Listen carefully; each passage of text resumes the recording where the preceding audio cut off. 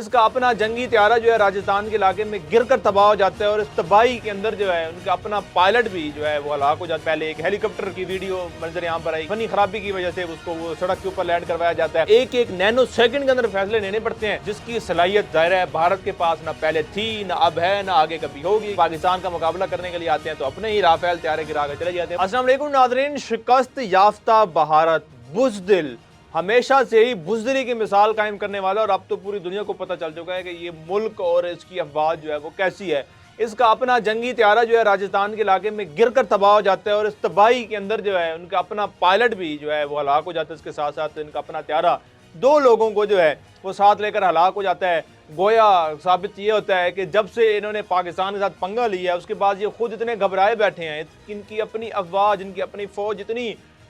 یہ کہہ سکتے ہیں کہ ڈر کا وہاں پر اتنا ماحول ہے کہ وہ خود جب اپنا جہاز اڑا کر نکلتے ہیں، ظاہر مختلف مشقیں کی جاتی ہیں ہر ملک کے اندر جب ان کی افواج ہوتی ہے، ان کی ظاہر چاہے وہ فضائیہ فوج ہو، چاہے وہ زمینی فوج ہو، چاہے وہ سمندری فوج ہو، ان کی ظاہر مشقیں کی جاتی ہیں، مشقوں کے دوران وہ جہاز بھی اڑاتے ہیں، سب کچھ کیا جاتا ہے۔ تو ایسی ہی ایک شاید مشق کے دوران ہم کہہ سکتے ہیں کہ طیارہ اڑایا گیا، وہ ظاہر ایک جگہ سے دوسری جگہ اس نے جا کے لینڈ کرنا ہوگا یا جو بھی کرنا ہوگا، لیکن یا تو ان کے پاس ٹیکنالوجی کی کمی کہہ سکتے ہیں، یا ان کے پاس مہارت کی کمی کہہ سکتے ہیں، یا ان کے پاس بہادری کی کمی کہہ سکتے ہیں، جس کی وجہ سے ایسے واقعات پیش آتی ہیں۔ پہلے ایک ہیلی کاپٹر کی ویڈیو منظر یہاں پر آئی کہ ہیلی کاپٹر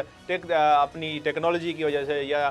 خرابی کی وجہ سے، فنی خرابی کی وجہ سے اس کو وہ سڑک کے اوپر لینڈ کروایا جاتا ہے۔ پھر اس کے بعد جب یہ جنگ کرتے ہیں، پاکستان کا مقابلہ کرنے کے لیے آتے ہیں تو اپنے ہی رافیل طیارے گرا کے چلے جاتے ہیں۔ وہ رافیل طیارے جن کو یہ کہا کرتے تھے کہ بڑے ہمارے پاس پرندے اب آ چکے ہوئے ہیں اور اب کوئی بھی ہماری طرف آنکھ اٹھا کر نہیں دے سکتا، اور ہم جس کی طرف دیکھیں گے اس کو اپنی نظریں بھی جھکانی پڑیں گی، اپنا سر بھی جھکانا پڑے گا۔ لیکن پاکستان نے اور پاکستان فضائیہ نے اور پاکستان فوج نے پھر بھارت کی ایسے نظریں جھکائیں، ایسا سر جھکایا کہ بھارت کو پوری دنیا کے سامنے جو ہے وہ سر جھکانے پر مجبور کر دیا۔ بھارت نے پوری دنیا کے سامنے جو ہے اپنی شکست کو تسلیم کیا۔ اب یہ ایک ان کا جنگی طیارہ ہے جو کہ ایک مشق کی صورت کے لیے انہوں نے اڑایا، اور جب وہ راجستھان سے گزرتا ہوا جا رہا تھا تو یہ جنگی طیارہ جو ہے وہ گر جاتا ہے، گرنے کے بعد تباہ ہو جاتا ہے۔ اب یہ جو اس کی گرنے کی وجہ ہے، اس کے اندر ظاہر ہے کوئی فنی خرابی بھی ہو سکتی ہے، اس کے اندر بزدلی بھی ہو سکتی ہے، اس کے اندر ظاہر ہے جب آپ جہاز اڑاتے ہیں، آپ موٹر سائیکل بھی ایک کہہ لینا چلا رہے ہو تو اس کے لیے بھی بہادری چاہیے ہوتی ہے کہ آپ کو ٹیکنیک چاہیے ہوتی ہے کہ اگر میں چلا رہا ہوں